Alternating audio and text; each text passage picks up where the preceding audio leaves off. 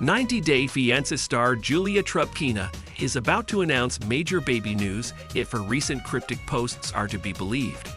Julia from Krasnodar in Russia was working as a go-go dancer in South Korea when Brandon Gibbs' friend played Cupid by approaching her.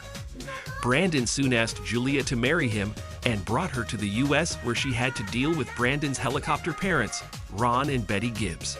While Julia managed to win her in-laws over, it looked like she was having some big disagreements with her husband. Julia didn't want kids at all. While Julia had decided that she never wanted to have children, Brandon was trying to convince her, and so were his parents. Recently, Julia posted a couple of Instagram stories reposted by Alexa_pomegranate_90day, which suggests Brandon has successfully managed to convince Julia to have his baby. Julia posted a picture of her holding a wine glass and talking about her ongoing European vacation. She wrote that they were walking a lot and passed by a Thai massage salon where they went to get a foot massage. She wrote that her and Brandon's feet were very tired. "We want to walk 8 countries for 8 hours a day," Julia added. "No, the baby is here yet." Julia said that the woman at the spa was a sweetheart.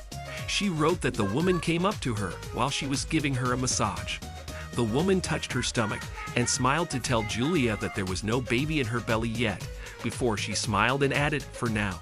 What Julia getting pregnant means for her future with Brandon. Julia and Brandon were never able to agree on anything. Julia seems to be certain now about having a baby. She wouldn't have shared the sweet memory with her fans if she wasn't.